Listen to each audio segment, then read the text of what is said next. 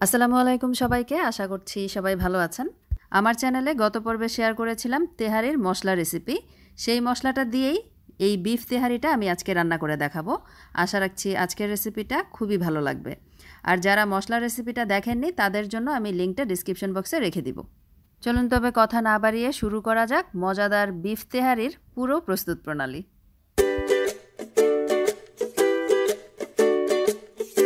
তেহারি রান্না করার জন্য 1 কেজি পরিমাণে বিফ নিয়েছি এখানে, আর হাড় চর্বি সহ বিফটা আমি ব্যবহার করছি। একটু চর্বিযুক্ত মাংস দিয়ে তেহারি রান্না করলে খেতে বেশি মজা হয়। আর একটু ছোট ছোট করে কেটে নিয়েছি। এখন একটা বোলের মধ্যে নিয়ে নিচ্ছি 3 টেবিল চামচ পরিমাণ টক দই। টক দইটাকে চামচ দিয়ে খুব ভালোভাবে ফেটিয়ে বিফগুলোকে এর মধ্যে দিয়ে মিক্স করে নিব। ম্যারিনেট করে রেখে দেওয়ার কোনো দরকার নেই, জাস্ট মিক্স করে সরাসরি রান্নাতে চলে গেলেই হবে। আর বিফগুলোকে আমি আগে থেকেই খুব ভালোভাবে ধুয়ে একটা স্ট্রেনারে নিয়ে পানি ঝরিয়ে নিয়েছি। টক দইটাকে ফেটানো হয়ে গেছে, আমি বিফগুলো দিয়ে দিলাম। এখন বিফটাকে দইয়ের সাথে খুব ভালোভাবে মিক্স করে নেব।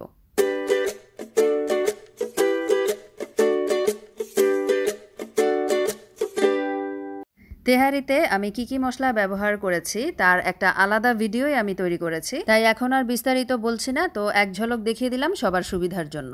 এই মশলাগুলোকে আমি কাঁচা অবস্থাতেই গুঁড়ো করে নিব। তারপরে এই মশলা থেকে পরিমাণ মতো আমি তেহারিতে ব্যবহার করব।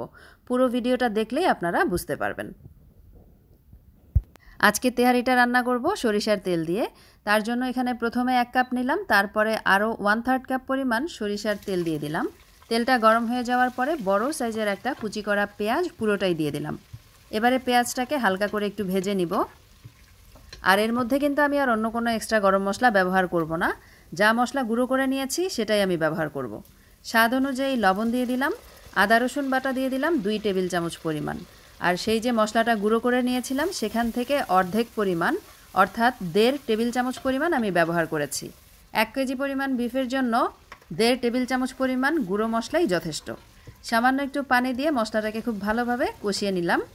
এখন এর মধ্যে সেই দই দিয়ে মেখে রাখা মাংসগুলোকে দিয়ে দিলাম। সরিষার তেল দিয়ে তেহারি রান্না করলে খেতে বেশি মজা হয়, তবে যদি না চান সেক্ষেত্রে সয়াবিন তেল বা ঘি ব্যবহার করেও রান্নাটা করতে পারবেন। তো মশলার সাথে খুব ভালোভাবে মাংসগুলোকে মিশিয়ে নিচ্ছি। এখন ঢাকনা দিয়ে দিব আর রান্না করব 10 মিনিটের জন্য। চুলার আঁচটা মিডিয়ামে থাকবে। 10 মিনিট পরে ঢাকনা খুলে মাংসগুলোকে নেড়ে দিতে হবে। মাংস থেকে বেশ কিছুটা পানি উঠেছে, খুব ভালোভাবে তলা থেকে নেড়ে দিব আর চেষ্টা করব মাংসর পানিটা দিয়ে মাংসটাকে পুরোপুরি সিদ্ধ করে নিতে। যদি মাংসটা সিদ্ধ না হয় আর পানি শুকিয়ে যায় সেক্ষেত্রে গরম পানি অল্প পরিমাণে ব্যবহার করে মাংস সিদ্ধ করে নিতে হবে। তবে চেষ্টা করবেন মাংসর পানি দিয়ে মাংসটাকে সিদ্ধ করতে, তাহলে স্বাদটা বেশি ভালো হয়। চুলার আঁচটাকে মিডিয়াম টু লোয়ে রেখে আমি 1 ঘন্টার জন্য মাংসটাকে খুব ভালোভাবে সিদ্ধ করে নিয়েছি। আমার আর এক্সট্রা পানি অ্যাড করতে হয়নি। স্বাদ বাড়ানোর জন্য আধা চা চামচ পরিমাণ চিনি দিয়ে দিলাম। খুব ভালোভাবে নেড়ে নিয়েছি। এখন তেলটা থেকে যতটা সম্ভব ছেঁকে এই মাংসগুলোকে আলাদা একটা বোলে তুলে নিব।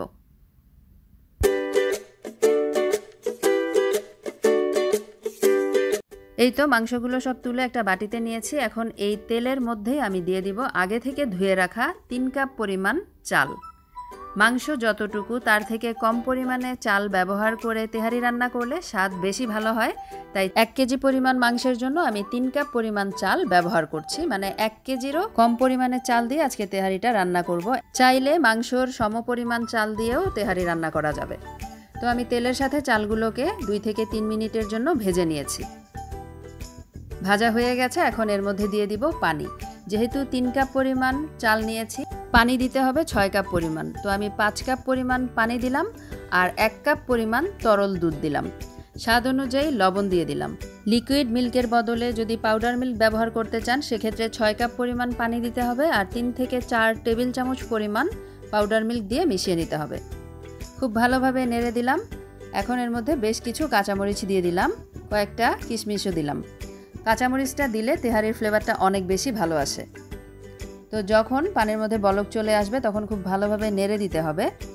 আর এখন আমি আরেকটু সরিষার তেল ব্যবহার করছি। ফ্লেভারটা ভালো আসার জন্য 3 টেবিল চামচের মতো সরিষার তেল অ্যাড করে ঢাকনা দিয়ে দিলাম। চুলার আঁচটাকে হাই আঁচে রেখে 5 থেকে 6 মিনিটের জন্য রান্না করে নিয়েছি।